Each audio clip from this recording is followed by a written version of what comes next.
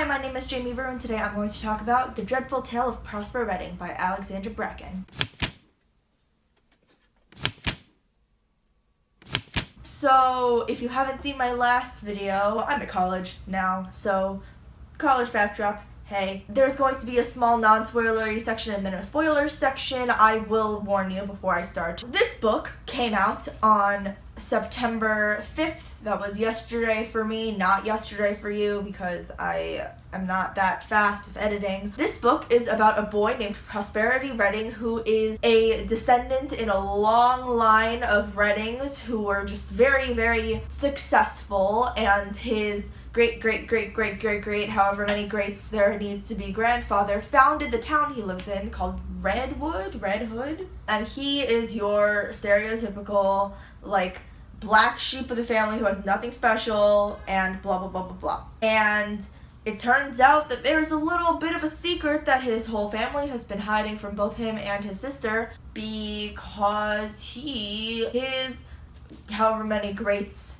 grandfather, in order to make his family so successful over the years, sold his soul to a demon. And they tried to double cross the demon at some point, it went wrong, and now this demon is inside Prosper. I had some problems with this book. I also liked the book. It's been a while since I've read middle grade, to be fair. I actually liked it a lot more than I thought I would. Like, I read the first page and I was like, oh my god, I am literally going to hate everything about this. But it was not terrible. I'm going to talk about plot things first and then more like things that miffed me. Again, no major spoilers here. I had a problem with the fact that at the beginning of this book, there is a very, very cartoonish depiction of what it is like to be a child in middle school. Literally everyone hates Prosper, and he has literally zero friends, and like his sister had some heart problems, but now that she's better and is able to go to school, she also kind of treats him like shit. The only people who even remotely care about him are his parents. His grandmother hates him, the rest of his family hates him,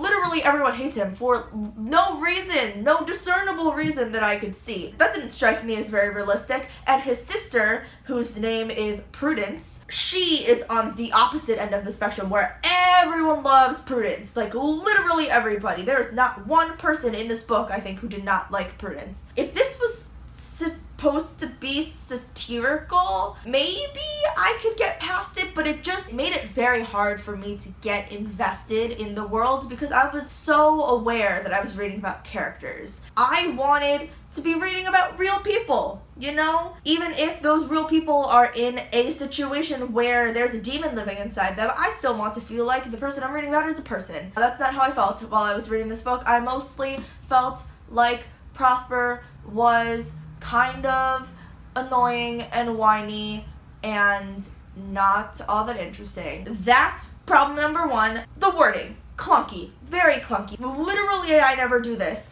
I marked a part of this book. My legs shook, but I got them under me, leaning back against the powder blue couch I'd fallen off of. Is it not easier, and would it not flow better if you said, my legs shook, but I managed to stand, leaning back against the powder blue couch I'd fallen off of? There was a lot of stuff like that. A lot of wording choices that were just bad. Straight up, you could have chosen any other string of words to convey that same meaning and it would have flowed so much better. It seemed like amateur writing, which is strange for a published novel. I've read the Passenger series. I liked her writing in that. The writing in this book is very clunky. I don't know if that's because she's trying to dumb the writing down for middle grade. Don't do that. So don't do that if that's what you were doing, because it's not fun. And the demon in this book, he speaks in just Old English, comically awful Old English. I know he's supposed to be like, it's supposed to be kind of funny, but it's to the point where I'm not scared of him because he's speaking comical Old English, you know? The fact that he's a demon didn't scare me. You told me he's a demon. Great. You have to actually make me, on some level, fear this demon. Didn't happen for me. The final problem, which I will only briefly touch on, this book ended in a cliffhanger. I think this is just something Alexandra Bracken does. But you know what, Alexandra Bracken? When you end the first book in your series with a cliffhanger, it makes me not really want to read your next book. You know why? Because I didn't get a very satisfying conclusion out of this book. I mean, nothing in this book was really resolved, you just ended on a cliffhanger. You could have continued whatever the sequel to this book is going to be in this, like, it could have just been one big book like this, and then it would have actually had an actual conclusion, and then it would have been better. Because I still don't have a very satisfying conclusion. Character didn't really get what he wanted, and like the plot wasn't super resolved, and like you solved one mystery but there's still like 5 million loose threads. This is something that a lot of people advise against doing. I guess you're a successful author, so these rules don't necessarily apply to you, but generally when you're writing, you want to avoid ending the first book in a series on a cliffhanger, because it's just kind of bad form. It just kind of made me mad because I couldn't read the rest of this book, and now I don't even want to read the rest of the series because I'm just angry. That's what that accomplished, so thanks. That being said, this book, after getting over the cartoonish beginning and the clunky phrasing, once I got sort of used to that, was entertaining. It was an entertaining read. If you don't mind somewhat clunky wording, if you don't mind something that might take you a little bit to get into, if you want something with a bit of comic relief mixed with a bit of serious stuff and like some real world problems, go ahead. If you don't really want that, and if you think that it ending on a cliffhanger is gonna kind of piss you off, maybe like wait a year till the next one comes out, or like just don't read it, cause I'm kind of wishing I'd just read Tower of Dawn instead last night, but you know, whatever. Spoiler section is starting here, so it's just Prosper Redding pissed me off. Literally everything about him pissed me off. Can I tell you about the fact that Prosper just complained about everything and then took no steps to fix what he was complaining? You know how Nell just continually was like, oh, you're Redding, so you can't possibly understand what it's like to be a normal person. First of all, you're a presumptuous bitch.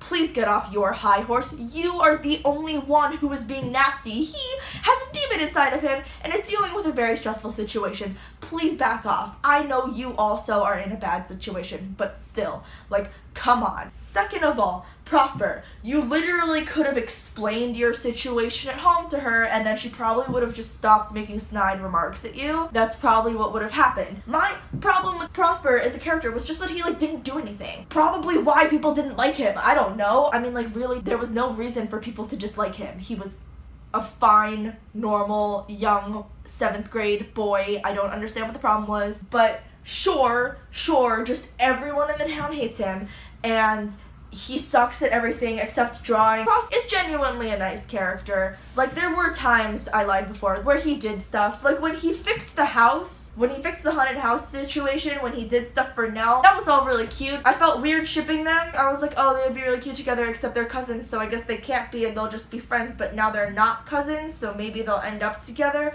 But also, it's a middle grade, and I'm not a big fan of romance in middle grade novels, so we'll see how it goes. I kind of think it would be cool if they just stayed friends. And also, like, plot hole, why would the family not have told them, we're not trying to kill you, we're trying to save you, calm down, like, literally immediately? Why would that not have been like the immediate thing that happened? And also, if Alistair's this big baddie, like, why didn't he figure out earlier that Barnabas was... There were just so many problems. There were so many problems. My favorite aspect of this novel was Alistair. Very clearly. Once he started getting over the whole, like, I'm going around eating bugs and, like, trying to acclimate myself to the human environment thing, like, that was necessary if you were going to tell it from Alistair's perspective, but also, like, I hated that chapter. So what I did like about Alistair's scenes was that he was, at times, especially when he was, like, controlling Prosper while Prosper was aware, a very menacing character. My only problem is when he spoke Old English, I was like, yo,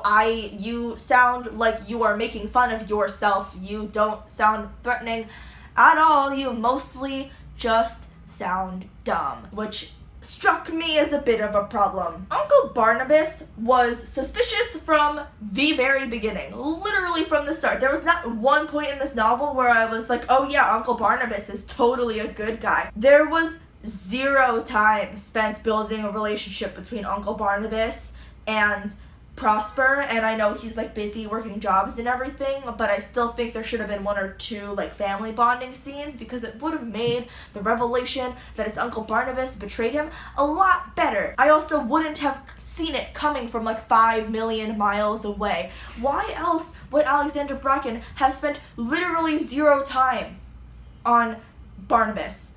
Like, she spent maybe 10 pages total on his character. I don't understand. Also, Nell, similar to Prosper, everyone hates her for no reason. That's not how life works. Unless it is somewhere on the world, but like, I was that person in elementary school who had no friends, right? And like, that was elementary school.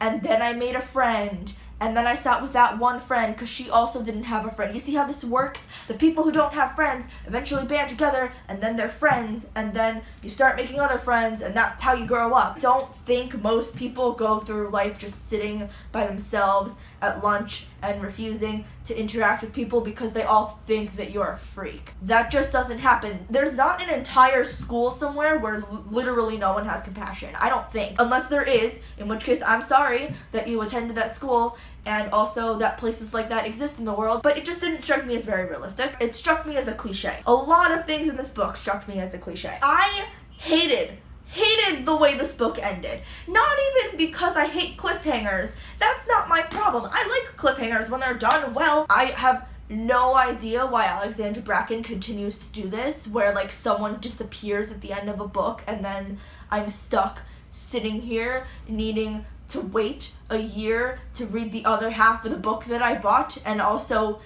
pay another $13 to buy your book. Come on. Prosper, he just wanted acceptance. That's very, very clear. Alistair made that clear several times. He got close to acceptance at this new school. He never made any conclusions about it, so that wasn't a full character arc because it just never came to fruition. It was so close. Alexandra Bracken, you were very close, very, very close to writing a book where it would be okay to end in a cliffhanger. You just didn't get there because Prosper just like didn't really change throughout the novel.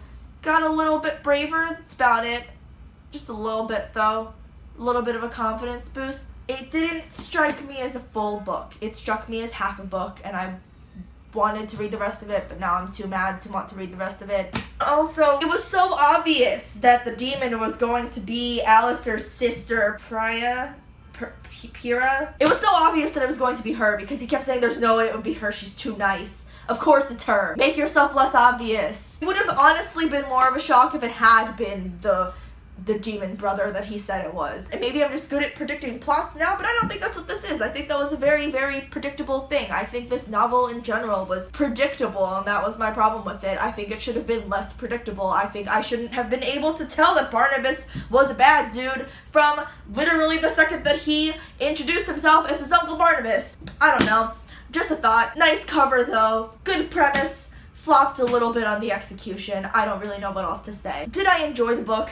Yeah. Do I wish I'd read Tower of Dawn instead and saved this for another week? Oh yeah. Sorry that I was so aggressive in this video. I am going to go to class because I have class in a minute, and I'm going to come back, edit this, read Tower of Dawn, and hopefully have that review out within the next week. Alright, so I am going to go. Bye.